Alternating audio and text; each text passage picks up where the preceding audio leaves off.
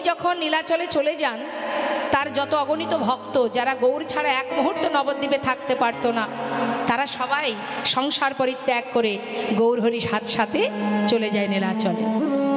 সমস্ত ভক্তগণকে সাথে করে নিয়ে প্রতিদিন প্রভু সকাল হতে না হতেই, ভোর হতে না হতে ওই জগন্নাথ মন্দিরের সামনে দাঁড়িয়ে জগন্নাথ দর্শন করে। জগন্নাথ মন্দিরের সামনে একটা স্তম্ভ আছে, গরুর স্তম্ভ। তো যারা গিয়েছেন নিশ্চয় দেখেছেন, ওই গরুর স্তম্ভটা ধরে যদি আপনি মন্দিরের দিকে তাকান তাহলে শুধুমাত্র জগন্নাথকেই দেখা যায়। তা সেই জগন্নাথ দর্শন করতেন আমার গৌর সুন্দর। একজন বাইরে জগন্নাথ, একজন মন্দিরের ভিতরে জগন্নাথ। দেখছি সচল জগন্নাথ, দেখছি কাকে? অচল জগন্নাথকে। হরিবোল হরিবোল। এখন প্রভু আমার প্রাতঃ সময় প্রভাতকাল জগন্নাথ দর্শন করছে মা, অগণিত ভক্তরা দাঁড়িয়ে আছে, তাদেরকে সাথে করে নিয়ে প্রভু আমার ওই জগন্নাথ দর্শন করছে আর কৃষ্ণ নাম করছে। প্রভাত সময় হলো,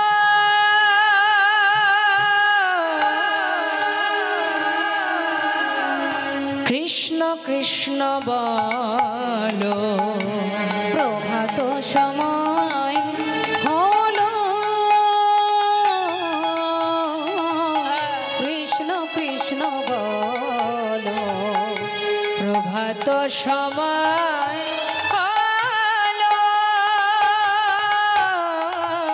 কৃষ্ণ কৃষ্ণ বলো। প্রভাত সময় হলো, কৃষ্ণ কৃষ্ণ বলো।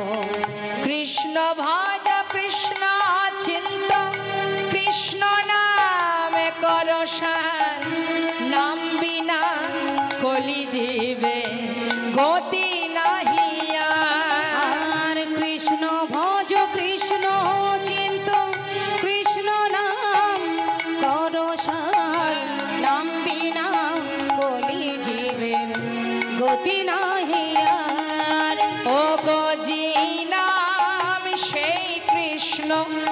ভজনিষ্ঠা করি নামের সহিতে আছে আপনি শ্রী হরি।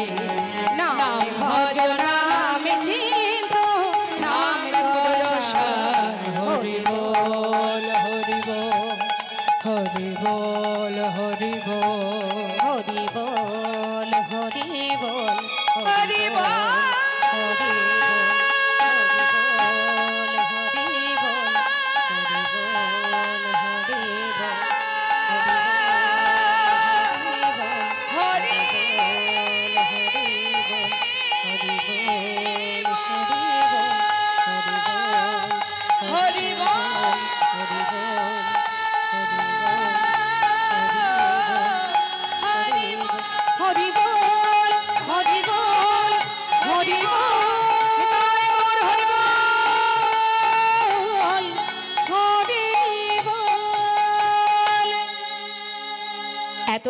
এত আনন্দ নীলাচলের মাঠে।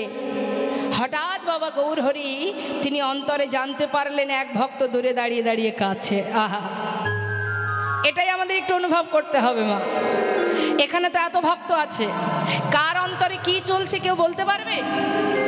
কেউ মনে মনে ভাবছে বাবা আর কীর্তন শোনার দরকার নেই, অনেক পুণ্য করেছি, অনেক কীর্তন শুনেছি, এবার বাবা ঘরে যাই, ঘরে গিয়ে ঘুমাতে হবে, না হলে সকালে আবার সংসারে এ কাজ ও কাজ সে কাজ আছে। আবার কেউ মনে মনে ভাবছে যে সংসারে কাজ তো সারা জীবনই আছে, কিন্তু কৃষ্ণ নাম হরিনাম ছেড়ে যদি চলে যায় আর যদি শুনতে না পাই, হরি বল হরি বল। তা কার মনে কি আছে আমরা তো বলতে পারবো না, সেই বলতে পারবে যিনি এখানে বসে আছেন পরমাত্মা রূপে। তা তিনি অন্তরে জানতে পারলেন এক ভক্ত দূরে দাঁড়িয়ে কাজ। এত এত ভক্ত তার মাঝখান থেকে তার কাছে গিয়ে দাঁড়ালেন, জিজ্ঞাসা করলেন তুমি কে?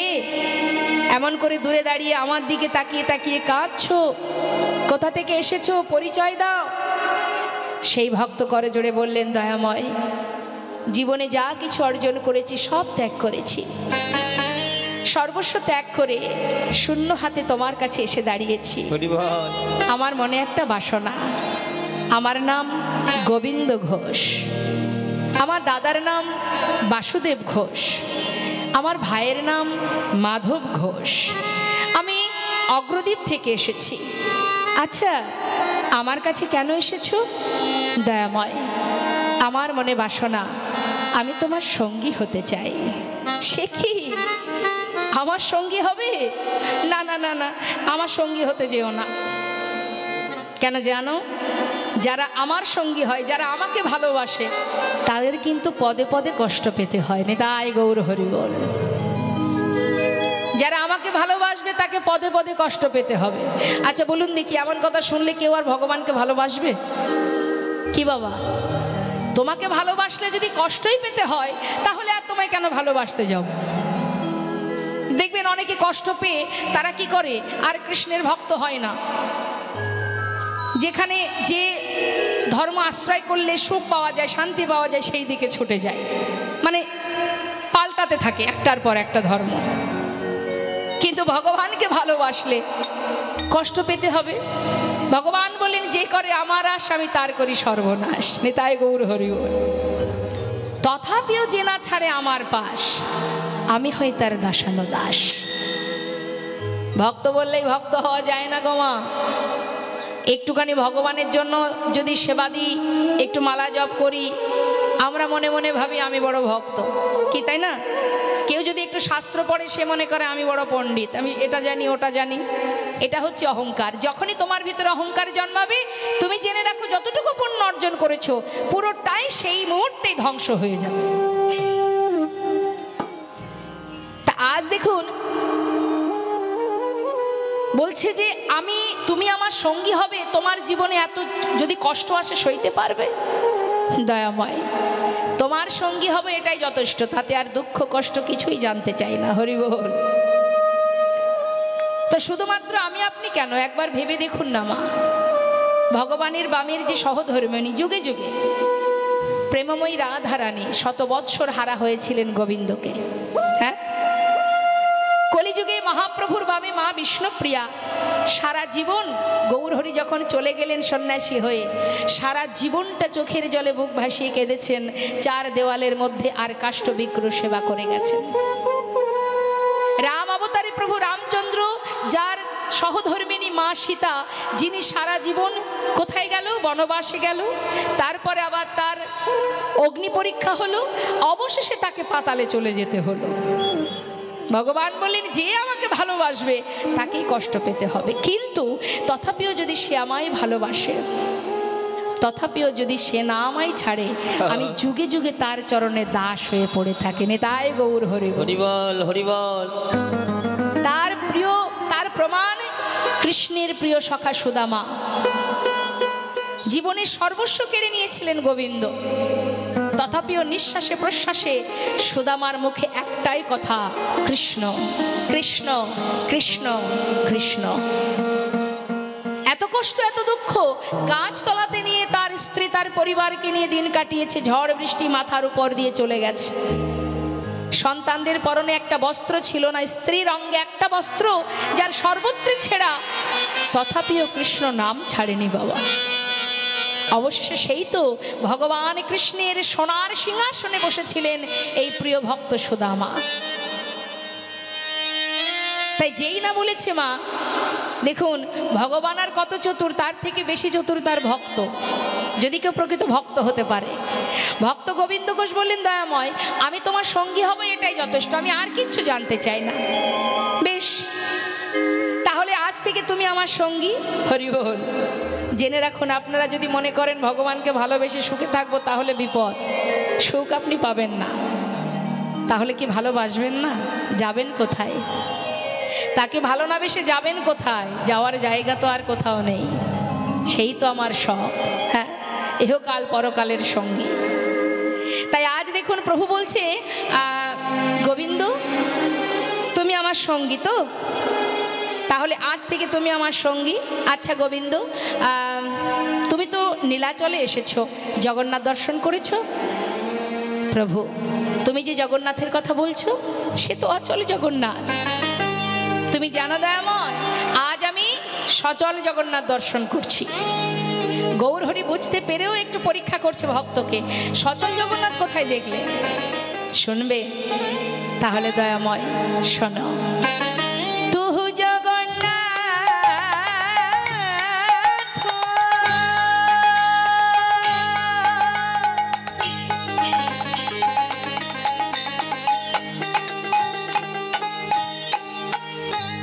ও গো দয়া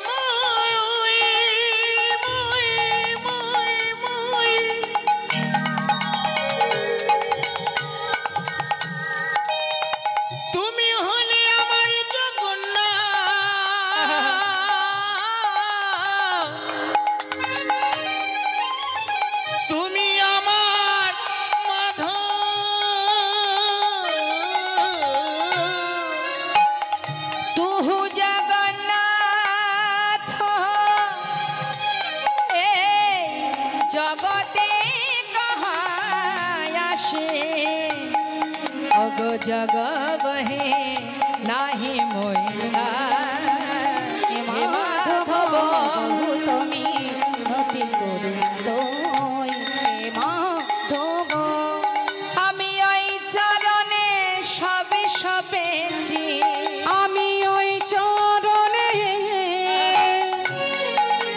সবে সপেছি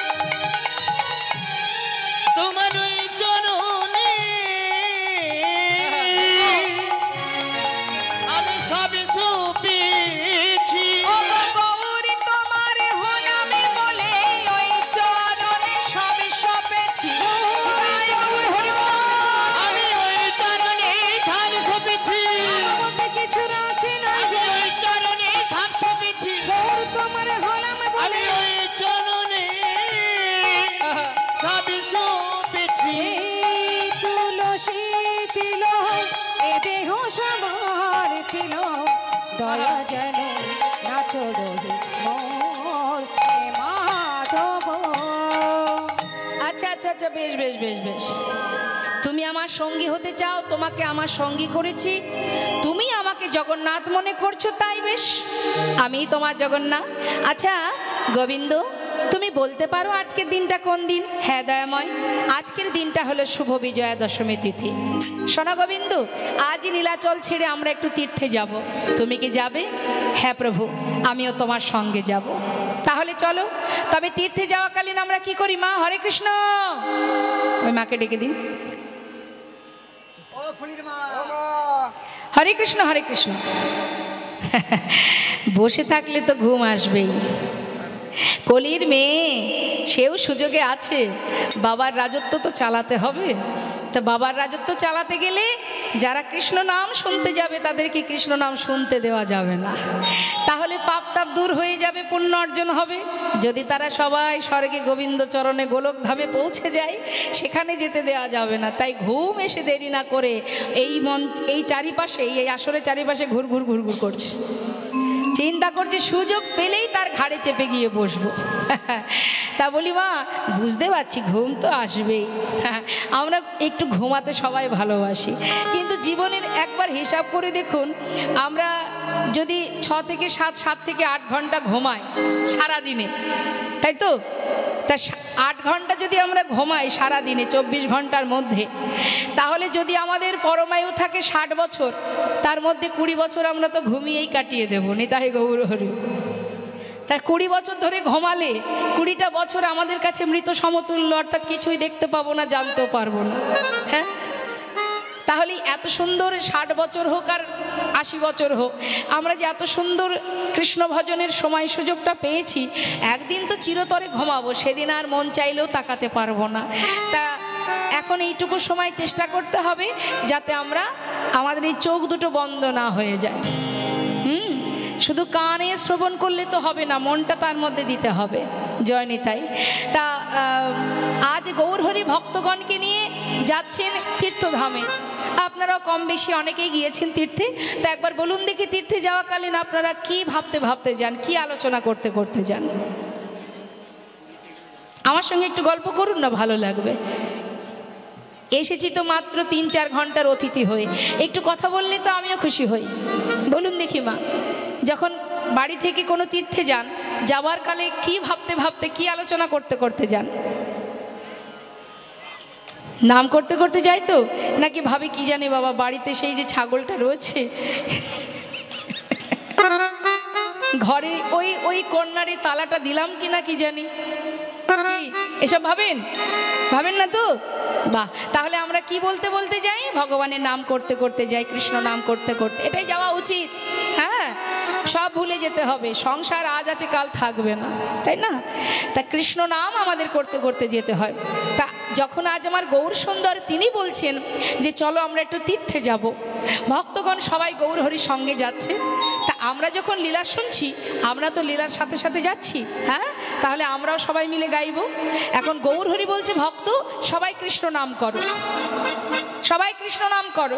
ভক্তরা বলছেন ও প্রভু কৃষ্ণ নাম আমরা কেউ গাইব না, তুমি করো কৃষ্ণ নাম। কেন তোমরা কৃষ্ণ নাম করবে না? বলছে না, আমরা গাইবো, তবে আমরা কৃষ্ণ নাম কেউ গাইব না, আমরা আমাদের ভগবানের নাম গাইব। আমাদের ভগবান কে মা? জোরে বলুন। গৌর সুন্দর। এখন ভক্তরা বলছে কৃষ্ণ নাম তুমি করো প্রভু, তুমি নিজে কৃষ্ণ হয়ে নিজে কৃষ্ণ নাম করো, আমরা কেউ কৃষ্ণ নাম গাইব না, আমরা আমাদের গৌর হরির নাম গাইব। নিতাই গৌর হরি বল হরি বল। তা একবার সবাই মিলে আমরাও গাইবো, আমরাও তো যাচ্ছি তীর্থে। দেখি হাত তুলুন। ঠান্ডা লাগছে নাকি? হ্যাঁ, ঠান্ডা লাগছে না তো? হ্যাঁ, মন যদি থাকে নামের মধ্যে ঠান্ডা লাগবে না। একটু মন দেবেন, দেখবেন এখনকার বাচ্চারা মোবাইলের মধ্যে মন দেয়। ওই যে কী সব খেলা হয় না মোবাইলে, খেলা যদি একবার খেলে তার খাওয়া ঘুম সব চলে যায়, কোনো দিকেই হুঁশ থাকে না। তা আমরা যদি সেটাকে কৃষ্ণ নামের মধ্যে দিয়ে দিই, তাহলে আমাদের ক্ষুধা তৃষ্ণা ঠান্ডা সব দূরে চলে যাবে। দেখি একবার হাত তুলে সবাই মিলে।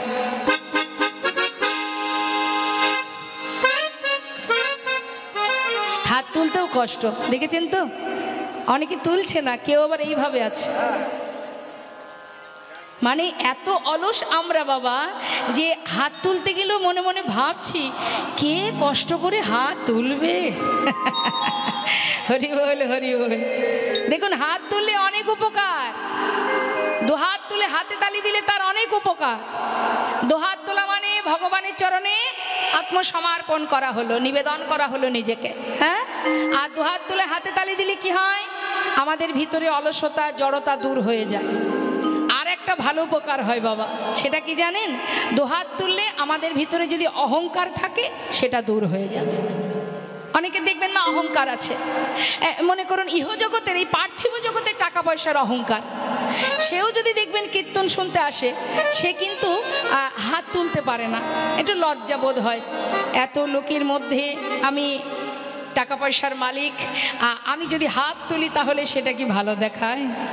আছে অনেকে, সবাই নয়, তা তার একটু লজ্জা বোধ হয়, তাই তো? কিন্তু হরিবল, কোনো ব্যক্তি যদি দুহাত তোলে, সেই তুলতে পারবে দুহাত। কে তুলতে পারবে বলুন তো? যার আত্মার সঙ্গে পরমাত্মার মিলন ঘটে গেছে। সে যতই অর্থশালী হোক, দেখবেন পরমাত্মার আর আত্মার যখন মিলন হয়ে যাবে বাবা, তখন ইহজগতের যা কিছু সব তার কাছে তুচ্ছ মনে হবে। আপনি যখন বাড়ি থেকে এসেছেন, মনে মনে ভেবে নিয়েছেন, মনে মনে চিন্তা করেছেন যাচ্ছি কৃষ্ণ নাম শুনতে, তাই তো? মনে মনে যখনই ভেবেছেন, তখনই আপনার অন্তরের সঙ্গে পরমাত্মার মিলন ঘটে গেছে। আর মিলন ঘটেছে বলেই আপনারা আজ এখানে বসে আছেন। আপনারা নিশ্চয়ই আমার জন্য এখানে বসে নেই। আমি যদি কীর্তন ছেড়ে এখন আমার গুণকীর্তন করি, আপনারা থাকবেন? সবাই চলে যাবেন। তাহলে আপনাদের বসিয়ে রেখেছে কে? আমি নই, কৃষ্ণ নাম হরি নাম, নিতাই গৌর হরি বল হরি বল। তাই সবাই মিলে একবার পরমেশ্বর ভগবান পরমাত্মা স্মরণ করব, দুহাত তুলে, জড়তা নয়, অলসতা নয়, হাত তুলুন দেখি। প্রত্যেকে তুলেছেন? সবাই প্রত্যেকে, বাহ। ছলো ছলো নয়নে হাসি মাখা বদনে আনন্দ কাননে একবার ভ্রময়নী বা। সবাই মিলে দুটি বাহু তুলে একবার হরি বলো, হরি বলো মনে রে আমার, হরি বলো, হরি বলো মনে রে আমার, হরি বলো, হরি বলো মনে রে আমার।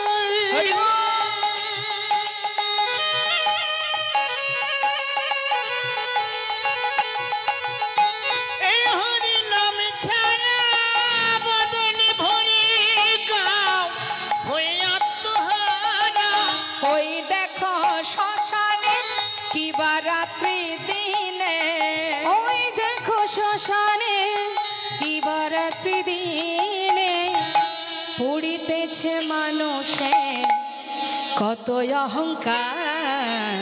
হরি বলো, হরি বলো মনে রে আমার, হরি বলো, হরি বলো মনে রে আমার, হরি